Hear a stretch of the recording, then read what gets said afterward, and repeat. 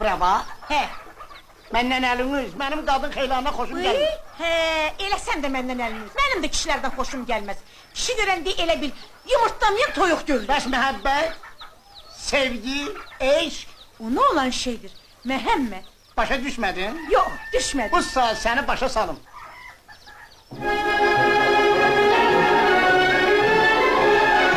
Göz qaralır, baş fırlanır, adam solur eşqdən. Gör dünyada nələr olur eşqdən. Mən də sərbəst bir adamam, yoldaşam qadınlara.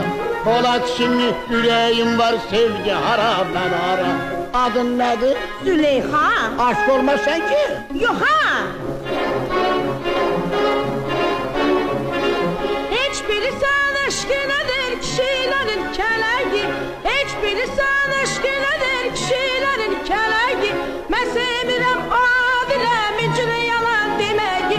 Qadın kişi bərabərdir, sevgilədir, eşqilədir.